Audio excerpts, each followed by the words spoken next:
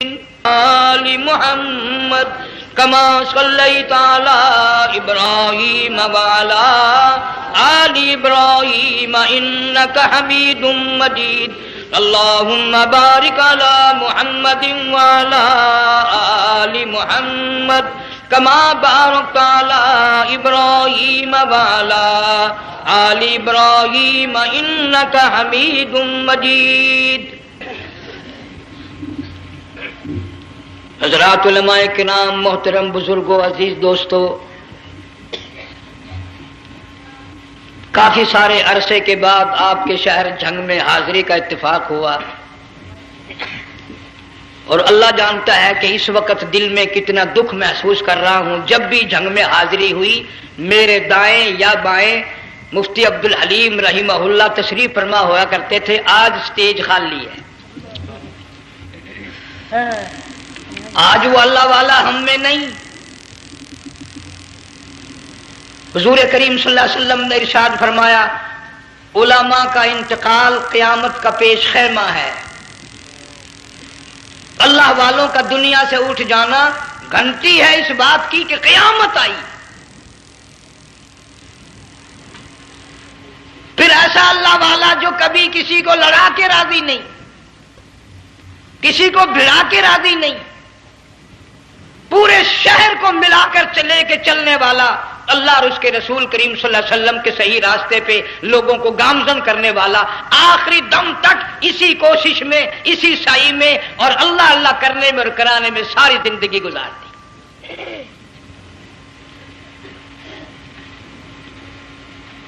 سارا شہر جھنگ مل کر، سارے علماء مل کر کوشش کریں، مفتی عبدالحلیم کو نہیں لا سکتے، یہ خلا پورا ہونے والا نہیں۔ پھر ساتھ ساتھ مولانا صوفی محمد یار صاحب سب قید رحمہ اللہ، وہ بھی اس دنیا فانی سے رخصت فرما گئے، ایک اچھے خاصے طبقے کو وہ بھی داغ مفارقت دے گئے۔ اور قریب ہی کے زمانے میں سرگود شہر میں مفتی احمد سعید صاحب رحمہ اللہ وہ بھی رخصت ہو گئے۔ تو یقین جانو ان حضرات کا دنیا سے اٹھنا اس بات کی علامت ہے کہ ملک میں کچھ نہ کچھ ہونے والا ہے۔ جب آگ لگتی ہے، طوفان آتا ہے، بارش آتی ہے، عورت اپنے بچوں کو تلاش کرتی ہے، ادھر آ جاؤ، بارش آ گئی، آگ لگ گئی، اللہ پاک بھی اپنوں کو پہلے بلا رہا ہے، یہاں کچھ ہونے والا ہے، تم پہلے ہی آ جاؤ۔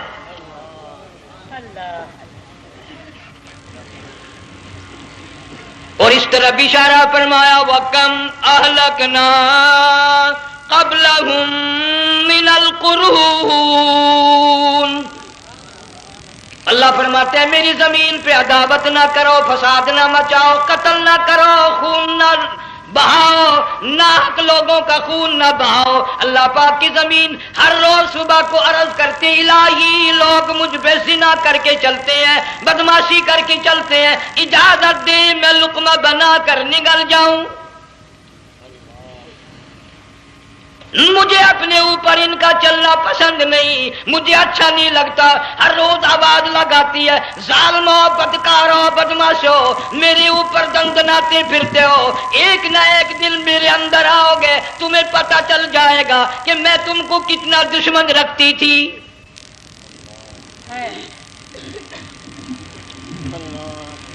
آج لوگ آزاد ہو گئے، جو کسی کی سمجھ میں آتا ہے وہی بکتا ہے، جو سمجھ میں آتا ہے وہی کرتا ہے، نہ کوئی راہ متعین رہی، نہ کوئی مسلک رہا، نہ کوئی بات رہی۔ جناب مدنی کریم صلی اللہ تعالی علیہ وسلم کا بڑا عظیم تر صحابی ہے، بہت بڑا جرنیل ہے، سیدنا معاذ ابن جبل رضی اللہ تعالی عنہ، مدینے پاک میں بیمار ہے، آخری وقت ہے، دعا کرو اللہ ہم سب کو مدینے کی موت عطا فرمائے۔ بہت جلیل القدر صحابی ہے۔ علماء کرام نے لکھا ہے کہ جب موت کا وقت بالکل قریب آیا، معاذ بن جبل رضی اللہ تعالی عنہ نے رونا شروع کر دیا، رونے لگ گئے۔ علماء نے لکھا ہے اس وقت بھی مدینے پاک میں اب تک بھی یہ رواج ہے، جب کسی پہ نزع طاری ہو، سکرات طاری ہو، موت قریب ہو، جتنے پاس بیٹھے کھڑے ہوتے ہیں سارے اللہ کے قرآن کی تلاوت کرتے ہیں۔ صحابہ کرام آخری وقت میں قرآن مجید کی ہر وقت تلاوت کیا کرتے تھے، اس لیے حضور کریم صلی اللہ علیہ وسلم نے فرمایا قیامت کا دن ہوگا، اللہ پاک اعلان فرمائیں گے قرآن والے آگے آ جائیں۔ عرض کیا جائے گا قرآن والوں سے کون مراد ہے؟ حق تعالیٰ جل شانہ فرمائیں گے میں قرآن والا اس کو کہتا ہوں جو میرے قرآن سے عشق رکھتا تھا، پیار کرتا تھا، محبت کرتا تھا، اتنا پیار تھا آخری وقت تھا، ادھر موت کا جھٹکا لگا، ادھر میرا بندہ قرآن پڑھ رہا تھا، آج بھی اپنی قبر سے اٹھا، میرا قرآن پڑھتا ہوا اٹھا، تم میدان حشر کا چکر لگاؤ، آج بھی ان کے منہ سے کستوری کی خوشبو آ رہی ہے۔ معاذ بن جبل رضی اللہ تعالیٰ عنہ قرآن مجید کی تلاوت فرماتے فرماتے رونے لگ گئے۔ کسی صحابی نے کہہ دیا موت سے ڈر کے رو رہے ہو، موت سے ڈر گئے؟ فرمایا نہیں۔ پھر کیوں روئے؟ صحابی کہتا ہے میرے دل کی تمنا میرے دل میں رہی، میری آرزو پوری نہ ہو سکی، میری حسرت پوری نہ ہوئی، میرا ذوق پورا نہ ہوا، میرا شوق پورا نہ ہوا، میری تمنا تھی گرمی کا موسم ہو، رمضان کا مہینہ ہو، میں روزہ دار ہوں، جہاد فی سبیل اللہ ہو، کفر اسلام کا مقابلہ ہو، میں کئی کافروں کو قتل کر دیتا، پھر کافر بھی اکٹھے ہو کر مجھ پہ ٹوٹ پڑتے، میرا ناک کاٹ لیتے، میری زبان کاٹ لیتے، میں اللہ کی حضور میں جاتا، اللہ مجھ سے پوچھتا معاذ دنیا سے کیا لایا؟ میں عرض کرتا الہی بولوں کیسے، زبان بھی تیری نام پہ کٹا کے آیا ہوں، اور روزہ رکھ کر آیا ہوں، نیت یہ ہے کہ تیرے محبوب کے حوض کوثر کے پانی سے روزہ افطار کروں گا۔ ان اللہ والوں کی یہ موت تھی۔ مالک بن دینار رحمت اللہ علیہ ایک عجیب نوجوان کا واقعہ تحریر فرماتے ہیں، گرمی تھی، دوپہر تھی، سورج اپنی شباب پہ تھا، بڑی سخت گرمی تھی، میں نے ایک نوجوان کو دیکھا، وہ پیروں سے معذور ہے، دونوں پیر نہیں ہیں، ہاتھوں کے بل زمین پہ گھسٹ گھسٹ کے چل رہا ہے، اور گلے میں کرتا بھی نہیں، سامان کوئی نہیں، سواری کوئی نہیں، کھانے پینے کا انتظام کوئی نہیں۔ مالک بن دینار رحمت اللہ علیہ فرماتے ہیں میں نے اس نوجوان سے پوچھا کہ تو کہاں سے چلا اس حالت میں؟ کہنے لگا میں بلخ بخارے سے چلا ہوں۔ تجھے یوں ہی ہاتھوں کے بل گھسٹتے چلتے کتنا عرصہ گزر گیا؟ نوجوان کہنے لگا اللہ والے 7 برس ختم ہو کر 8واں لگ چکا ہے، اس حالت میں کہ جی ہاں اسی حالت میں، تیرا کھانا پینا۔ جوان کہنے لگا والذی ہوا یطعمنی ویسقین وَإِذَا مَرِضْتُ فَهُوَ يَشْفِينِ، اللہ ہی کھلاتا ہے وہی پلاتا ہے، بیمار ہو جاتا ہوں وہی تندرستی عطا کرتا ہے۔ اور نوجوان دوپہر بڑی سخت ہے، گرمی بڑی سخت ہے، میرے یہاں دوپہر کو آرام کر لے، قیام کر لے، کچھ دیر ٹھہر جا، آج میرے یہاں قیام کر لے۔ نوجوان رونے لگا اور کہنے لگا مالک بن دینار یہ 2-4 منٹ جو تیری ساتھ باتوں میں میرے خرچ ہو گئے، مجھے ان کا ہی بڑا دکھ ہے، میں اور اپنی اس معذوری میں ہاتھوں کے بل 2-4 گز گھسٹ کر اور اپنے رب کے قریب ہو جاتا۔ یہ جو تیری ساتھ بات کرنے میں تھوڑا سا وقت خرچ ہو گیا، مجھے اس کا ہی بڑا دکھ ہے، ارے تو تھک گیا ہوگا۔ جوان کہتا ہے تیرے دیوانے مگر چلنے سے رک سکتے نہیں، تیرے دیوانے مگر چلنے سے رک سکتے نہیں، پاؤں تھک جاتے ہیں دل ان کے کبھی تھکتے نہیں۔ میرے سامنے تھکنے کا نام نہ لو، میرے دل میں عشق کی آگ جلی ہوئی ہے، سوز و گداز کا سمندر طوفان برپا کر رہا ہے، میں نہیں تھکنا جانتا، میرے یہاں نیند کا سوال نہیں، آرام کا سوال نہیں، میں تو گھسٹ گھسٹ کر رب کے دربار میں حاضر ہوا چاہتا ہوں۔ پوچھا کہ جا کہاں رہے ہو؟ کہنے لگا بیت اللہ کی زیارت کے لیے چلا، روز رسول اللہ صلی اللہ علیہ وسلم کی زیارت کے لیے چلا، کھانا پینا کچھ نہیں کہ نہیں، بس کہ منتظر ہوں اس گھڑی کا کہ کب وہ وقت آئے اور کب میں جا کر یوں کہوں کہ اے مدینے کی مہاجر سبز گنبد کے مکی، اے مدینے کے مہاجر سبز گنبد کی مکی، عرش ہے تیرے قدم کے فیض سے یہ سرزمین۔ کب وہ وقت آئے، کب میں مدینے کی گلیوں کو دیکھوں، کب آب و ہوا کو دیکھوں، کب مدینے کی بہاروں کو دیکھوں، کب گنبد خضرا پہ میری نگاہ پڑے، میرے دل کی تسلی ہو جائے۔ عاشق لوگ یوں ہی کیا کرتے ہیں۔ دیہات کی ایک عورت آئی رسول اکرم صلی اللہ علیہ وسلم کی وفات شریف کے بعد اور آ کے کہنے لگی بہن عائشہ رضی اللہ تعالیٰ عنہا، میں نے سنا ہے سرکار کی وفات شریف ہو گئی، کیا کہاں دفن کیا کہ اس حجرے میں؟ کہنے لگی مجھے دروازہ کھول کر قبر کی زیارت تو کرا دے۔ عورت صاحب دیہات کی رہنے والی چوکھٹ پہ کھڑی ہو کے کہنے لگی آقا جب بھی آتی تھی زبان تیری ہوتی تھی، قرآن خدا کا سنتی تھی، مسائل پوچھتی تھی، زیارت کرتی تھی، اب یہ زندگی اچھی نہیں لگتی، میں تیرے قدموں میں مرنا چاہتی ہوں۔ علماء نے لکھا ہے ایک چیخ ماری چوکھٹ پہ گر کر جان دے دی۔ سبحان اللہ۔ مالک بن دینار رحمت اللہ علیہ فرماتے میں بھی اس سال حج کے لیے گیا، مینا میں نے دیکھا کہ بڑا مجمع لگا ہوا ہے ایک جگہ، تو میں بھی گیا کہ یہ لوگ کیوں اکٹھے ہیں۔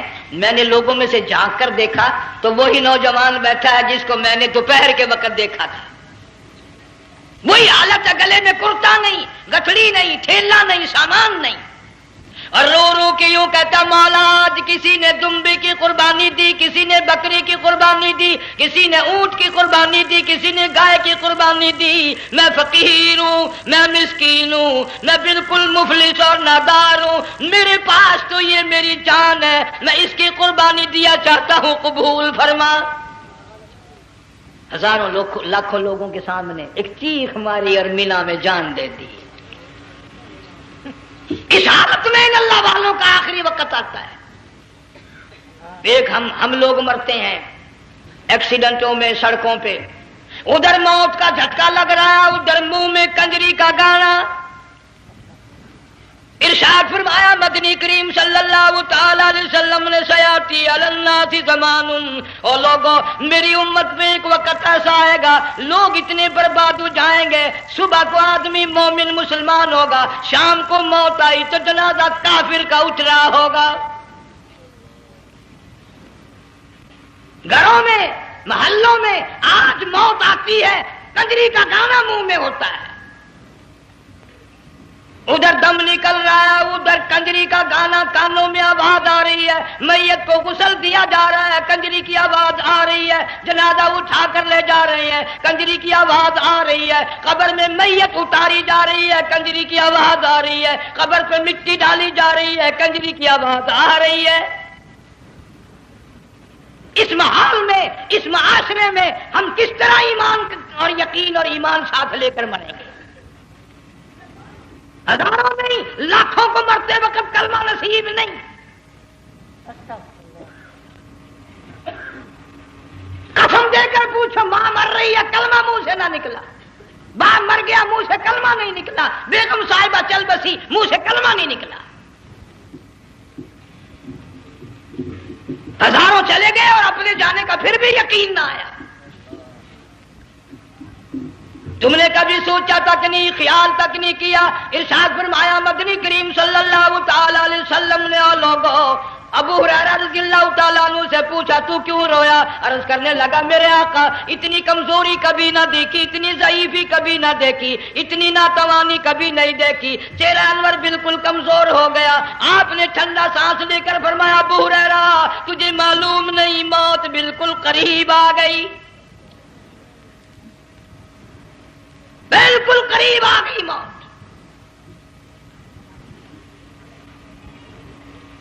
تیری ایک انگلی پکڑ کر اگر کوئی مروڑ دے کتنا دکھ ہوگا، درد ہوگا، ہائے ہائے ہائے۔ جنگ والوں کبھی تم نے سوچا نہیں 360 رگیں ٹوٹیں گی کیا حال بنے گا، اعضاء چھوٹیں گے، سر کے بالوں سے لے کر پیروں کے ناخنوں تک ہر جوڑ کو توڑ کے رکھ دیا جائے گا،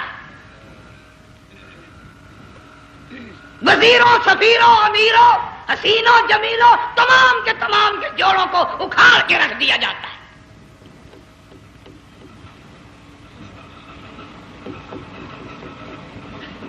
پروگرام تک نہیں مرد عورتوں کا کہ یہ دنیا کسی کی نہ بنی، قبر میں آخر جانا ہی جانا ہے۔ علماء کرام نے لکھا ہے کہ حضرت عیسیٰ علیہ السلام کے پاس لوگ آئے اور کہنے لگے نئی نئی قبروں سے مردے زندہ کر کے دکھاتے ہو، آؤ ہم ایک پرانی قبر پہ لے کے چلتے ہیں، مردہ زندہ کر کے دکھاؤ۔ عیسیٰ علیہ السلام تشریف لے گئے، فرمایا کم باذن اللہ، ایک نوجوان زندہ ہو کر قبر سے نکل کر سامنے آ کر کھڑا ہو گیا۔ عیسیٰ علیہ السلام نے پوچھا تو کون ہے؟ وہ کہنے لگا میرا نام سام ہے، میں حضرت نوح علیہ السلام کا بیٹا ہوں۔ تو پیغمبر کا دماغ تو پیغمبر کا ہوتا ہے نا۔ فرمایا تجھے تو بڑا عرصہ قبر میں گزر گیا، کتنے ہزار سال قبر میں گزر گئے؟ کہ جی ہاں۔ عیسیٰ علیہ السلام نے فرمایا یار ملاقات تو اللہ نے کرائی دی، قبر کا کچھ حال تو بتا، کیا بنتی ہے؟ قبر کا کچھ ماحول بتا، قبر کی خبر بتا۔ علماء کرام نے لکھا وہ نوجوان رونے لگا اور کہنے لگا عیسیٰ علیہ السلام تو قبر کی خبر پوچھتا ہے، قبر کا حال پوچھتا ہے، قبر کا ماحول پوچھتا ہے، قبر کا معاملہ مجھ سے پوچھتے ہو، آپ مجھ سے پہلے یہ کیوں نہیں پوچھتے کہ موت کا جھٹکا کتنا شدید ہے؟ نوجوان رو کے کہنے لگا عیسیٰ علیہ السلام کتنے ہزار سال میری موت کو گزر گئے، پر مالک کائنات کی قسم آج تک میرا منہ کڑوا ہے۔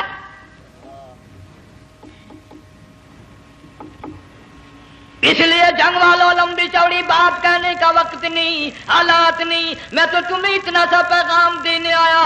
کھانے پینے کا زمانہ ہے، میں جانتا ہوں تم کیلے کھاتے ہو، تمہیں کیلے کا ذائقہ معلوم ہے، امرود کا ذائقہ تم کو معلوم ہے، انار کا ذائقہ تمہیں معلوم ہے، انگور کا ذائقہ معلوم ہے، انناس کا ذائقہ معلوم ہے، آم کا ذائقہ معلوم ہے، ہزاروں پھلوں کے ذائقے تمہیں معلوم ہے، ہزاروں مٹھائیوں کے ذائقے تمہیں معلوم ہے، ہزاروں بیکری کی چیزوں کے ذائقے تمہیں معلوم ہے، ہزاروں شربتوں کے ذائقے معلوم ہے، پر تم نے جنگ والوں کبھی بھی قبرستان میں جا کر قبر والوں سے یہ نہیں پوچھا او قبر والوں ذرا بتاؤ تو صحیح موت کا ذائقہ کیسا ہے؟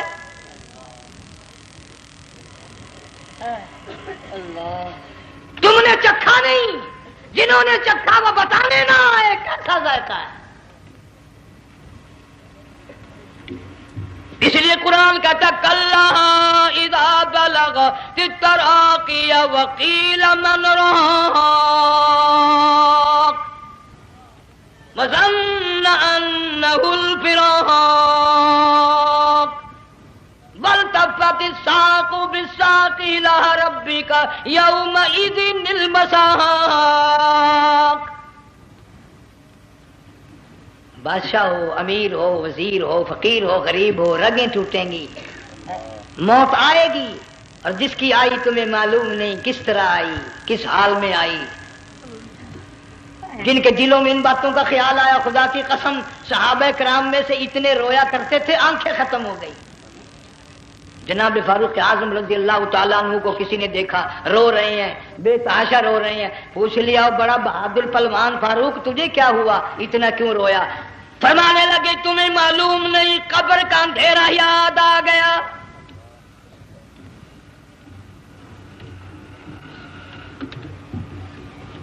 ایک 1,29,000 صحابہ کرام اس آخرت کے لیے قربانیاں دیتے آئے، اولاد کی قربانی دی، مال کی قربانی دی، جان کی قربانی دی، جو کرنا پڑا وہ کر گزرے، لیکن محمد عربی صلی اللہ علیہ وسلم کا دامن نہ چھوڑا۔ اسی لیے ہر سال اللہ پاک جل شانہ نے اس امت کو یہ موقع دیا کہ سنت خلیل پہ عمل کرتے کرتے قربانیوں کی یاد تازہ ہو جائے، قربانیوں کی یاد تازہ ہو جائے۔ قرآن کریم میں جا بجا ابراہیم علیہ السلام کا اللہ پاک نے ذکر خیر فرمایا، یوں فرمایا ہم نے ان کے بڑے امتحان کیے، بڑی آزمائش کی، وہ ساروں میں کامیاب ہوئے۔ تم ہر وقت اللہ سے یہ دعا کیا کرو اللہ ہمیں امتحان میں نہ ڈالے، آزمائش میں نہ ڈالے، ہم امتحان کے قابل نہیں۔ یہ ہمارے جو امتحان ہوتے ہیں ان میں نقل ماری جاتی ہے، تو اللہ امتحان لے گا تو نقل کیسے ماریں گے، کیسے کام چلے گا؟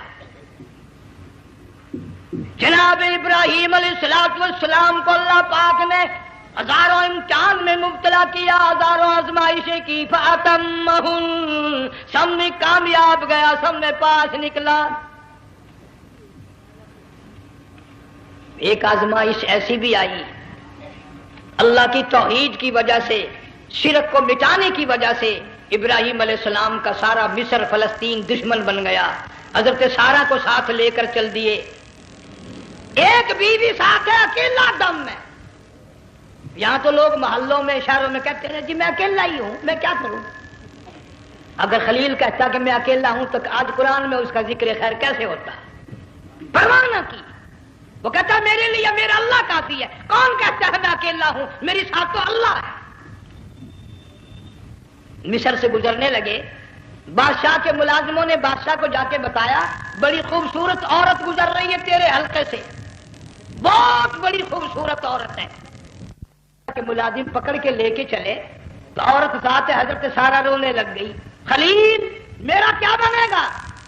پیغمبر کو اللہ کی ذات پر بڑا یقین ہوتا ہے، فرمایا پرواہ نہ کر، میری آبرو میرے مولا کی آبرو ہے،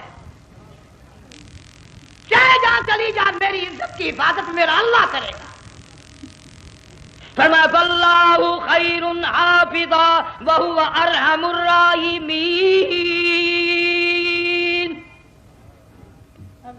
پرواہ نہ کر، میں اس کا پیغمبر ہوں، نبی ہوں، چیخا میں جلا اس کے لیے، سارے دکھ اٹھاتا ہوں اس کے لیے، میری عزت کی حفاظت وہی کرے گا۔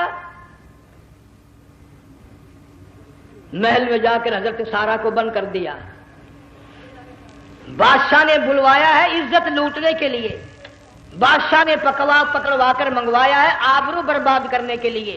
بادشاہ کا ارادہ ہے سارہ کی عزت کو برباد کرنے کا، اور اللہ کا پروگرام ہے سارہ ادھر آ، اس محل میں ایک معصوم بچی ہے جس کا نام ہاجرہ ہے، میں اس کو اتنا پسند کرتا ہوں، اللہ فرماتے ہیں اس کے پیٹ سے اسماعیل ذبیح اللہ کو پیدا کرنا چاہتا ہوں، اس کی نسل سے حبیب اللہ کو لانا چاہتا ہوں، آج تک کسی کی انگلی اس کی طرف نہیں اٹھی، سارہ محل میں آؤ، اس کو آ کر ساتھ لے جاؤ تاکہ میرے ذبیح اللہ کی پیدائش کا معاملہ بن جائے۔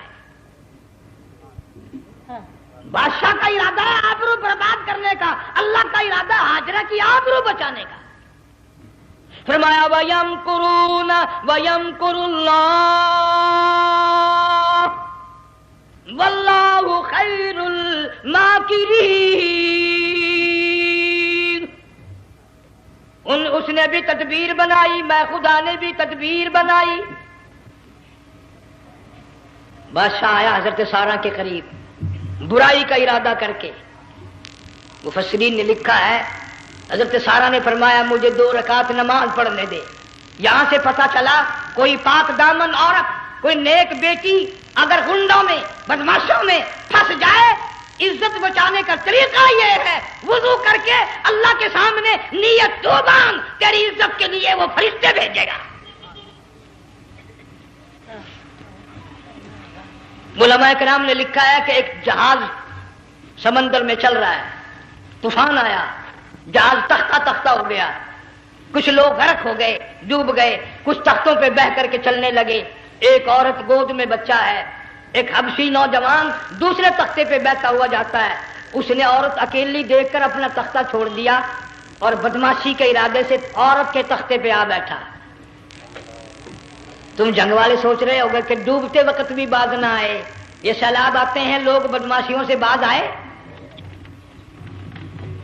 ڈوب گئے مگر باز نہ آئے، بغیرتی لوگ کرتے ہی رہے۔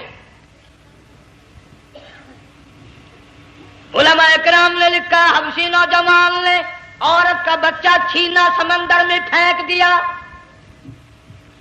عورت روئی اور کہنے لگی میرے اللہ بیٹھی رہتی ہوں، عزت جاتی ہے، حرکت کرتی ہوں ڈوب جاؤں گی، میں نے سنا ہے سمندر کی گہرائیوں سے تو نے یونس علیہ السلام کی سنی تھی، میں تو پانی کے اوپر بہ رہی ہوں، مولا میری آبرو بچا،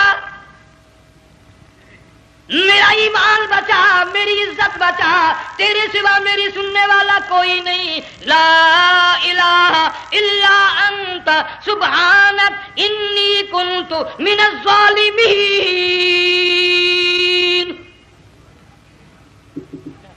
علماء نے لکھا ہے کہ ایک گردن سی نمودار ہوئی پانی میں سے اور حبشی نوجوان کو ایک ہی لقمہ بنا کر لے گئی. وہ تو ہر جگہ سنتا ہے، پکارنے والا بے بس بے کس ہو کر جب اس کو پکارتا ہے وہ ہر جگہ انداز پہنچاتا ہے، وہ ہے جو موجود ہر جگہ. عورت بہتی بہتی کنارے جا لگی، ایک جہاز قریب آیا، دوپٹے کا اشارہ کر کے اس کو بلایا. جہاز میں جب سوار ہوئی تو دیکھتی کیا ہے، ایک نوجوان کی گود میں اس کا وہ بچہ جو سمندر میں پھینک دیا تھا بیٹھا ہوا کھیل رہا ہے. ٹوٹ پڑی، میرا بچہ ہے. لوگوں نے کہا تیرا کہاں سے آیا؟ ماجرا سنایا، اس طرح ہوا. جہاز کے کپتان نے کہا ہم جہاز لے کر آ رہے تھے، غیب سے آواز آئی جہاز ادھر کو لے آؤ ورنہ ڈبو دیے جاؤ گے.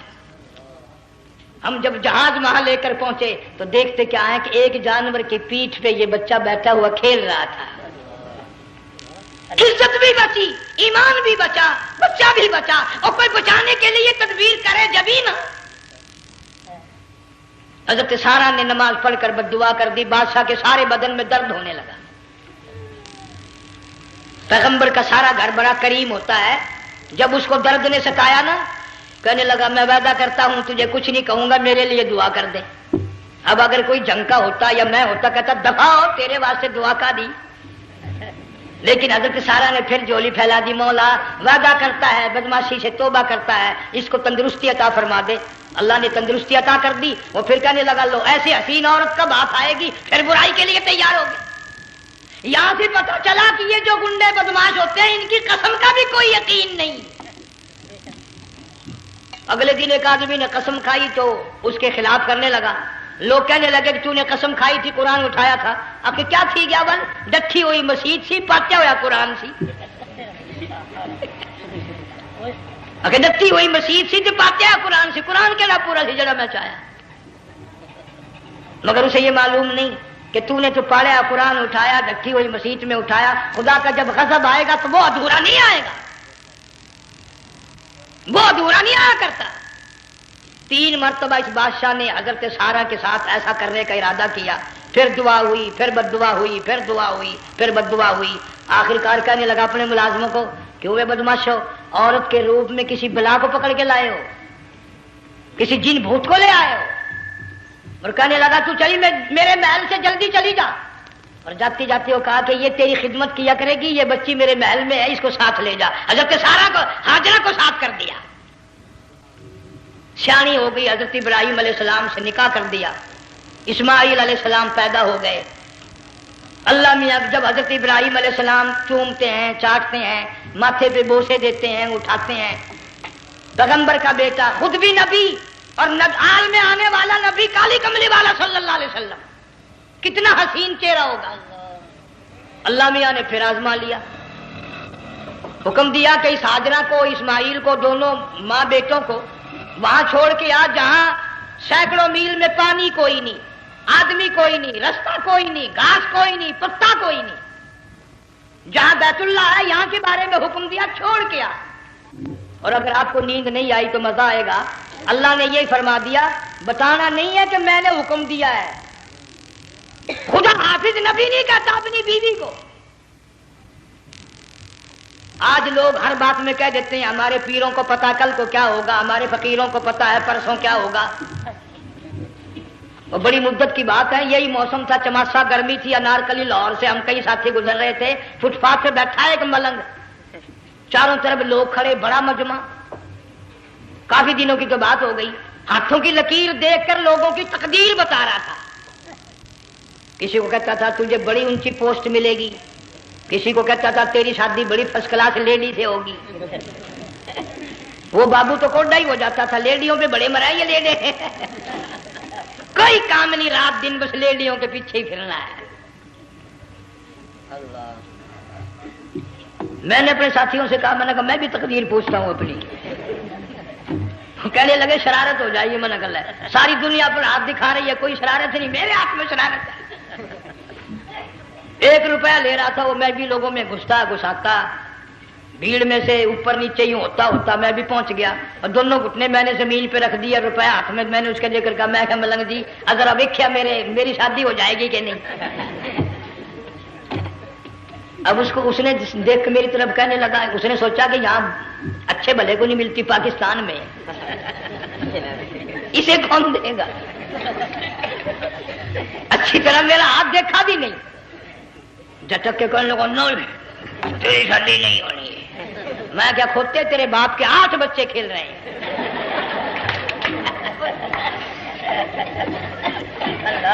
یوں ہی عقیدے بگڑ جاتے ہیں لوگ۔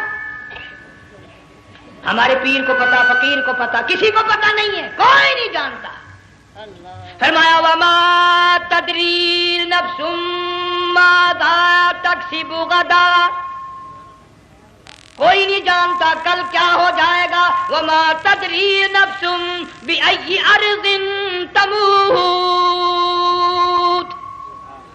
کوئی نہیں جانتا زمین کے کس ٹکڑے پہ موت آئے گی۔ ان اللہ علیم خبیر،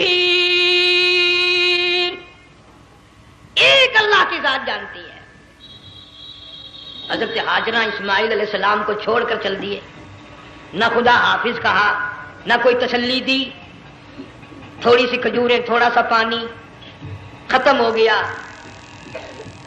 ابراہیم علیہ السلام جب دور نکل گئے تو حضرت ہاجرہ نے دیکھا یہ تو چلے گئے، کھڑی ہو کر آواز دی اے میرے ابراہیم، مڑ کر نہیں دیکھتے۔ جنگ والوں، اللہ کا پیغمبر اللہ کی اجازت کے بغیر اپنی بیوی کی طرف نہیں دیکھتا، گھر والی کی طرف نظر اٹھا کر نہیں دیکھتا۔ ایک تم ہو، چٹی داڑھی، بڑھیپا، کالے برقعے والی نظر آ جائے نا، آگے بھاگ کر بڑے نہیں آتے ہیں۔ کہاں جانا چاہتی ہیں آپ؟ تیری ماں لگتی ہے آپ چلی جائے، تو یہ کیا ہوا؟ یہ کالے برقعے پہ مرتے مرتے مرتے مرتے مری گئے۔ ایسا عجیب تماشا۔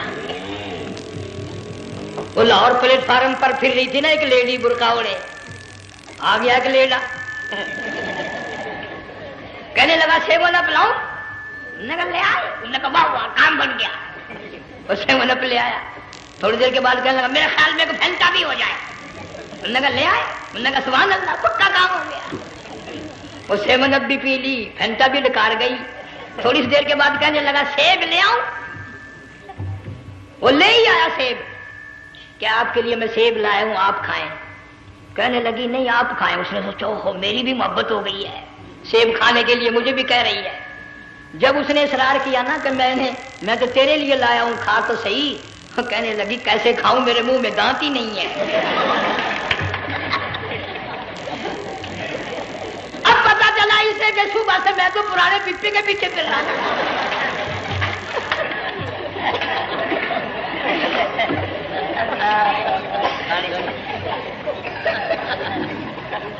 صرف برقع دیکھا چل دی۔ یہاں پیغمبر اپنی گھر والی کی طرف نہیں دیکھتا۔ حضرت ہاجرہ نے اسماعیل علیہ السلام کو سینے سے لگایا، عرب کی قداور مائی، طاقتور مائی، دوڑ لگا کر حضرت خلیل کا راستہ آ کے روک لیا اور کہنے لگی میں جوان عورت، یہ پیارا نور نظر، یہ لخت جگر، شکل تو دیکھو، صورت تو دیکھو، ہمیں یہاں چھوڑ کے جا رہے ہو؟ اللہ کا پیغمبر بولتا نہیں۔ پتہ چلا پیغمبر اللہ کی اجازت کے بغیر سانس نہیں لیتا، آنکھ کا اشارہ نہیں کرتا۔ حضرت ہاجرہ رونے لگ گئی، میرے خلیل، میرے ابراہیم، میرا قصور بتاؤ، میرا جرم بتاؤ، میری خطا بتاؤ، میرا گناہ بتاؤ، معافی چاہوں گی، معذرت کروں گی، اس بچے کا کیا گناہ ہے اس میدان میں چھوڑ کے چلے ہو؟ بولتے نہیں ہیں، اللہ کی طرف سے بولنے کی اجازت نہیں ہے۔ حضرت ہاجرہ نے خود ہی قیاس لگایا، سوچتی ہیں پیغمبر تو کسی پہ ظلم نہیں کرتا۔ وہ کہنے لگی خلیل کہیں اس رب کا حکم تو نہیں، کہیں اس اللہ کا یوں حکم تو نہیں؟ جنگ کے لوگوں اگر خلیل ہاں کہہ دیتا تو کیا حرج تھا؟ ہاں نہیں کہتا، اجازت نہیں، تاکہ ہاجرہ کے یقین ایمان کا امتحان مکمل ہو۔ مفسرین نے لکھا ہے کہ حضرت ابراہیم علیہ السلام نے سر کا یوں اشارہ کیا، بس ذرا سا ہاں، پھر عورت کا ایمان دیکھ، یقین دیکھ، یہیں نہ بیٹھی، دوڑ کے وہاں گئی ہے جہاں پہلے بٹھا کر آئے تھے، اور کہنے لگی ابراہیم جاؤ، میں جانوں میرا رب جانے، پرواہ نہیں۔ راتیں آتی ہیں چلی جاتی ہیں، دن آتے ہیں گزر جاتے ہیں، تھوڑی سی کھجوریں تھی وہ ختم ہو گئی، پانی ختم ہو گیا، بھوک اور پیاس نے بے چین کر دیا۔ اسماعیل علیہ السلام کی اتنی لمبی زبان باہر نکلا، دو پتھر کھڑے کر کے اوپر ایک پتھر رکھ کر چھاؤں بنائی، اس کے نیچے لٹا دیا، اور پھر چکر لگایا، کبھی صفا پہاڑی پہ چڑھتی ہے، کبھی مروہ پہاڑی پہ چڑھتی ہے، کبھی اترتی ہے، اور ڈھلوان میں سے بھاگ کر چلتی ہے جب اپنا بچہ نظر نہیں آتا۔ سارے کہہ دو اللہ بڑا بے نیاز ہے، اللہ بڑا، زور سے کہو اللہ بڑا۔ کسی کے 500 سال کے سجدے رد، کسی کی ہزاروں سخاوت صدقات رد، کسی کی چال منظور، کسی کی رفتار منظور، کسی کی ٹور منظور، اور یوں فرمایا ہاجرہ میری رحمت کی تلاش میں آج جو تو نے دوڑ لگائی ہے، یہ تیری چال ڈال رفتار ٹور ہمیں اتنی پسند آ گئی، اتنی پسند آ گئی کہ آج کے بعد خلیل اللہ کیوں نہ ہو، ذبیح اللہ کیوں نہ ہو، کلیم اللہ کیوں نہ ہو، روح اللہ کیوں نہ ہو، حبیب اللہ کیوں نہ ہو، صحابہ کرام کیوں نہ ہو، قطب ابدال غوث کیوں نہ ہو، میری ہاجرہ مجھے اپنی کبریائی کی قسم جب تک وہ تیری چال چل کے نہ دکھائے گی حاجی کا لانے کا حقدار نہیں ہو سکتا، تیری رفتار اسے چلنی پڑے گی۔ فرمایا ان الصفا والمروۃ من شعائر اللہ فمن حج البیت او اعتمر فلا جناح علیہ ان یطوف بہما ومن تطوع خیرا فإن اللہ شاکر علیم۔ 7ویں چکر میں آواز سی آئی، اب رو پڑی حضرت ہاجرہ، کہنے لگی میرا بچہ اگر چل بسا میں پھر کیا کروں گی، سن لی میں نے آواز۔ آپ کی کیا دیکھتی ہے، اسماعیل علیہ السلام کی نرم و نازک ایڑیاں جس زمین پہ رگڑی گئی تھی وہاں سے چشمہ جاری کر دیا، حضرت ہاجرہ نے پی لیا، بھوک بھی ختم ہو گئی، پیاس بھی ختم ہو گئی، بچے کو بھی پلایا۔ اللہ تعالیٰ نے خانہ کعبہ کی بنیاد ڈال دی، ایسے گھر کی بنیاد ڈالی، حضور صلی اللہ علیہ وسلم فرماتے ہیں 500 سال کی عبادت ایک طرف اور بیت اللہ پہ ایک نگاہ یوں ڈالنا ایک طرف، 500 سال کی عبادت کا وہ ثواب نہیں جو ایک نظر خانہ کعبہ پہ ڈالنے کا ثواب ہے۔ اور اللہ پاک یوں فرماتے ہیں کہ جو آنے والا حجر اسود کو بوسہ دیتا ہے، اللہ پاک یوں فرماتے ہیں میں سمجھتا ہوں میرا سجا ہاتھ پکڑ کر میرے بندے نے چوم لیا۔ جو غلاف کعبہ کو پکڑ کر مانگتا ہے، اللہ فرماتے ہیں میں یہ سمجھتا ہوں میرا دامن پکڑ کے مانگ لیا۔ جو مقام ملتزم پہ لپٹ کے مانگتا ہے، اللہ فرماتے ہیں میں سمجھتا ہوں میری چوکھٹ پہ پڑ کے مانگ لیا۔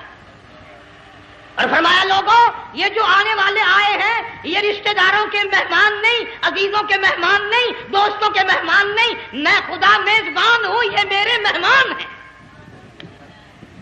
آج ان کی دعاؤں پہ آمین کہو، فرشتوں کو حکم ہوتا ہے ان سے مصافحہ کرو،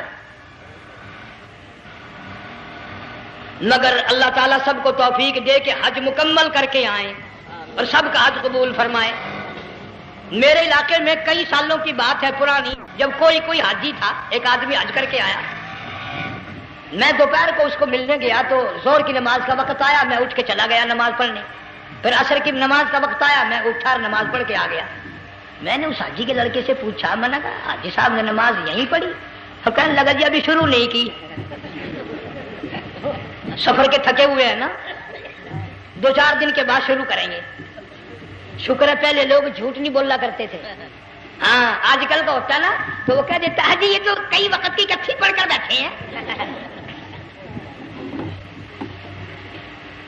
تو پھر مولوی تھا نا، میں بیٹھ گیا حاجی کے پاس، باتوں میں اس کو لے آیا، یہی میں نے کہا حاجی صاحب نماز نہیں پڑھی؟ کہنے لگا آپ ہی لوگوں سے سنا ہے کہ بیت اللہ میں جو ایک نماز پڑھے 1,00,000 کا ثواب ملتا ہے، مسجد نبی میں جو ایک نماز پڑھے 50,000 کا ثواب ملتا ہے، 4 مہینے پڑھ کے آیا، وہ حساب لگا لو۔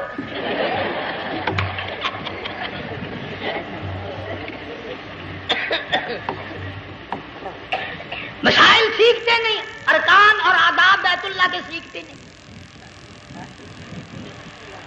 ڈی سی کے دفتر میں اگر جانا ہو کئیوں سے پوچھے کیسا جاؤں، کس طرح درخواست دوں، کیسے کہوں، کیسے کھڑا ہوں، کیسے بیٹھوں، کیا عرض کروں، اور اللہ کے دربار میں ہم جاتے ہیں اور سیکھ کرنے جاتے ہیں۔ یہ خوف نہیں کہ اگر بے ادبی ہوگی تو مارا جاؤں گا۔ اللہ تبارک و تعالیٰ جل شانہ نے اسماعیل علیہ السلام کی نرم و نازک ایڑیوں سے بنیاد ڈال کر خانے کعبہ کی، اللہ نے ہمیں یہ کعبہ دیا، گناہوں کی معافی مانگنے کے لیے وہاں جاؤ، اللہ تبارک و تعالیٰ کے دربار میں حاضر ہو کر مانگنے کے لیے یہاں جاؤ۔ ارشاد فرمایا مدنی کریم صلی اللہ تعالی علیہ وسلم نے، جو آدمی صحیح ارکان حج کے ادا کر کے واپس جاتا ہے اس طرح واپس آتا ہے گویا آدھی ماں کے پیٹ سے پیدا ہوا۔ پہلے لوگ یوں ہی حج کیا کرتے تھے، یوں ہی قربانیاں کرتے تھے، اب تو ہر چیز کی لوگ آسانی تلاش کرتے ہیں۔ پچھلے بقرعید کے موقع پر ہمارے مسجد میں ایک آدمی مجھے کہنے لگا اگر کوئی غریب آدمی مرغی کی قربانی دے دے تو لگ جائے گی؟ میں نے کہا تو مکھی مار دے انشاءاللہ وہی لگ جائے گی۔ سارے کام ٹیڑھی ہو گئے، نیچے نیچے نیچے نیچے کو چلے آ رہے۔ آج کل وہ ٹیڑھی بکرے بکری آئے ہوئے ہیں نا، کہیں تو قربانی کے لیے یا کندھے کو اٹھا کر لاوے۔ اب بتاؤ یہ گوشت بانٹے گا یا کھاوے گا یا فریج میں رکھے گا، کیا کرے گا؟ بالکل کام بگڑ گیا۔ حضور صلی اللہ علیہ وسلم نے فرمایا قربانی کا جانور اچھا تلاش کر کے لاؤ، اس کے بدن پہ جتنے بال ہوتے ہیں اتنی نیکیاں لکھی جاتی ہیں۔ اور میرا موضوع نہیں، حضور صلی اللہ علیہ وسلم نے فرمایا کہ میں نے اللہ سے دعا کی تھی میری امت کا کیا بنے گا۔ پل صراط پہ سے گزرتے وقت اللہ تعالیٰ نے میری دعا کو قبول فرما کر یوں فرما دیا کہ تیری امت جو قربانی میں جانور ذبح کرے گی میں خدا پل صراط کے کنارے پر زندہ کر کے ان سب جانوروں کو سواریاں بنا کر پیش کر دوں گا۔ اس لیے بقرعید بالکل قریب آ گئی۔ ہر دین ایمان اسلام کے لیے قربانی کے لیے تیار رہو۔ زیادہ سے زیادہ مجھے آج کل فکر لگا ہوا ہے کہ اپنے گھروں کو میں نماز کا اہتمام کرو۔ آج حال یہ بنا ہوا ہے کہ اگر گھر والی کی گود میں موت آئی تو گھر والی بے نماز، دھی کی گود میں موت آئی دھی بے نماز، بہن کی جھولی میں موت آئی بہن بے نماز، بیٹے کی گود میں موت آئی بیٹا بے نماز، بھائی کی گود میں موت آئی بھائی بے نماز، ڈاکٹر کے ہاتھ میں موت آئی ڈاکٹر بے نماز، کمپیوٹر کے ہاتھ میں موت آئی کمپیوٹر بے نماز، نرس کے ہاتھ میں موت آئی نرس بے نماز، تیرا کفن خرید کے لانے والا بے نماز، تیرے غسل کا پانی گرم کرنے والا بے نماز، تیری قبر کھودنے والے بے نماز، تیرا جنازہ اٹھانے والے بے نماز، تیری قبر پہ مٹی ڈالنے والے بے نماز۔ اگر تو نمازی بھی ہے یہ اتنے چاروں طرف کے بے نماز تجھے جنت میں کب جانے دیں گے؟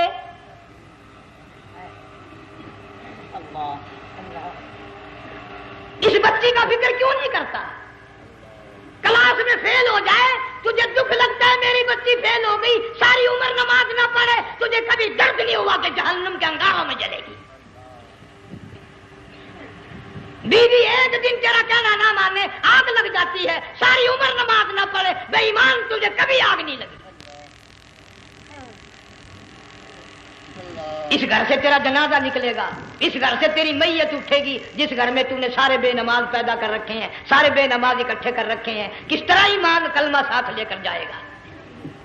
اس لیے اپنے ماحول میں اپنے گھر میں بچیوں کو بہنوں کو پیار سے محبت سے بڑے عقیدت سے ان کو نمازی بنا، تاکہ مرنے کے بعد جب تیرا جو بیٹی بہن منہ دیکھنے آئے تو نمازی تو تیرا منہ دیکھنے آئے، تیرا منہ دیکھنے بھی سارے بے نمازی آئے، تجھے کیا فائدہ ہوگا؟ اللہ سبحانہ و تعالی ہم سب کو ہمارے گھر کے ماحول کو نمازی بنائے۔ مفتی صاحب اس دنیا فانی سے رخصت ہو گئے، تشریف لے گئے، جان سارا بے وارثہ ہو گیا۔